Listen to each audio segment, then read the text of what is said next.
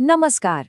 कभी सोचा है कि एक दिन की सुर्खियां असल में भारत की पूरी कहानी कैसे बयां कर सकती हैं? चलिए, आज इसी को समझते हैं। हाँ, तो आज की जो सुर्खियां हैं ना, वो सिर्फ कुछ अलग-थलग घटनाएं नहीं हैं, बल्कि ये एक पूरे देश की तस्वीर दिखाती हैं। एक तरफ किसी की व्यक्तिगत कामयाबी है, तो दूसरी तरफ देश की बड़ी-बड़ी योजनाएं। तो शुरुआत करते हैं उन चेहरों से, उन लोगों से जो आज चर्चा में रहें। और सबसे पहले बात एक ऐसी कहानी की जो जबरदस्त ताकत और लगन की मिसाल है। ये कहानी है भारत की सबसे मशहूर एथलीटों में से एक की। तो ये जो सिल्वर मेडल है, ये बस एक और जीत नहीं है। ये उनके शानदार करियर का एक और चमकता हुआ पन्ना है। उन्होंने लगातार वर्ल्ड स्टेज पर खुद को साबित किया है। और हाँ, मणिपुर की रहने वाली मीराबाई ने ये कमाल 48 किलोग्राम कैटेगरी में कर दिखाया है। एक तरफ खेल के मैदान से एक चैंपियन की खबर, और अब रुख करते हैं शब्दों की दुनिया की तरफ, जहां एक दिग्गज को याद किया जा रहा है। देखिए, जब किसी को पद्म भूषण जैसा सम्मान मिलता है, तो ये बताता है कि उनके काम का असर कितना गहरा रहा होगा। केरल के रहने वाले TJS जॉर्ज, जिनका पूरा नाम था थाइल जैकब सोनी जॉर्ज, वो पत्रकारिता की दुनिया में एक बहुत बड़ा नाम थे। और आज के चर्चित चेहरों की हमारी लिस्ट में जो तीसरा नाम है, वो भी खेल की दुनिया से ही है। एक जानी मानी एथलीट जो अब एक बिल्कुल नए रोल में नजर आने वाली हैं। ये अवार्ड सिर्फ लिस्ट नहीं है, ये एक पूरा सफर दिखाते हैं। कैसे एक युवा टेनिस स्टार ने मेहनत और लगन से खुद को भारत की सबसे सम्मानित हस्तियों में शामिल कर लिया। तो ये तो थी व्यक्तिगत उपलब्धियों की बातें। अब थोड़ा और बड़ा सोचते हैं।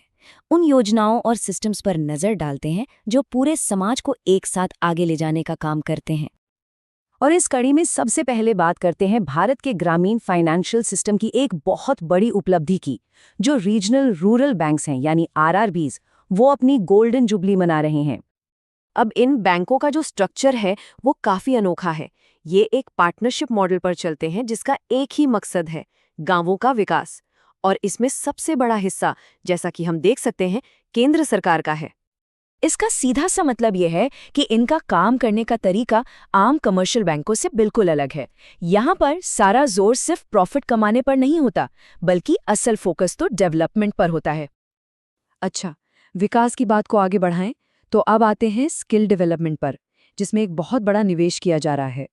बात हो रही है बिहार की, जहां 1000 ITIs को मॉडर्न बनाने के लिए एक नई स्कीम PM सेतु के तहत पूरे 60,000 करोड़ रुपए दिए गए हैं।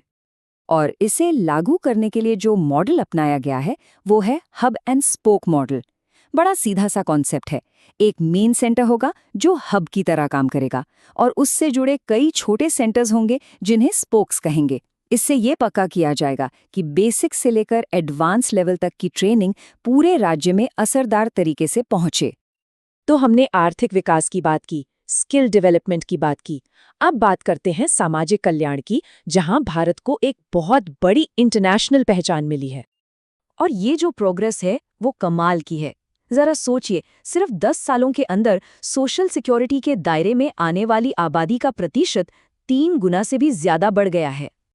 तो सवाल ये उठता है कि इस 64% का मतलब क्या है। असल में इसका मतलब है एक मजबूत सेफ्टी नेट। इसमें हेल्थ इंश्योरेंस भी है, बुजुर्गों के लिए पेंशन भी, बेरोजगारी भत्ता भी, मतलब जिंदगी के बड़े उतार चढ़ाव में नागरिकों को एक सहारा देना। तो अभी तक हमने बात की लोगों की, योजनाओं की। चलिए अब अपना दायरा थोड़ा और बढ़ाते हैं और चलते हैं प्रकृति और विज्ञान की दुनिया में।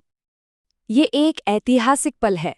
दुनिया के सबसे बड़े वाइल्ड लाइफ री-इंट्रोडक्शन प्रोजेक्ट्स में से एक ने एक नया मुकाम हासिल किया है। भारत की पहली चीता सफारी शुरू हो गई है, यानी अब लोग भी इन शानदार चीतों को देख पाएंगे। तो देखिए, एक तरफ इंसान की कोशिश है जंगल को सहेजने की, और दूसरी तरफ प्रकृति अपनी ही धुन में है।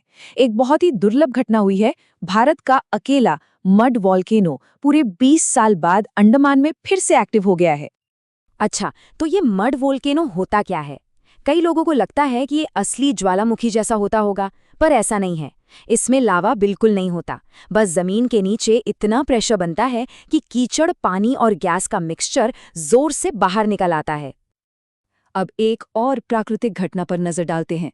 अरब सागर में इस वक्त एक चक्रवात एक्टिव है जिसका नाम है शक्ति।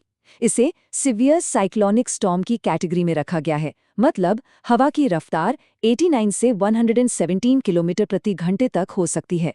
और एक मजेदार बात, इसका शक्ति नाम श्रीलंका की तरफ से आया है। और चलिए अब जमीन और समंदर के इन हलचलों से नजरें उठाकर आसमान की तरफ देखते हैं। ये हफ्ता पूरी दुनिया में वर्ल्ड स्पेस वीक के तौर पर मनाया जा रहा है और इस साल की थीम है लिविंग इन स्पेस, यानी अंतरिक्ष में रहना, जो सीधे सीधे हमारे भविष्य की ओर इशारा कर रही है। तो आज की इन सारी सुर्खियों को जोड़कर देखें तो एक तस्वीर उभरती है, एक ऐसे देश की जो लगातार आगे बढ़ रहा है, कुछ बना रहा है, नई चीजें खोज रहा है। व्यक्तिगत मेडल से लेकर अंतरिक्ष विज्ञान तक हर तरफ एक हलचल है। अब सवाल यह है कि आने वाले कल की सुर्खियां हमें कौन सी नई कहानी सुनाएंगी।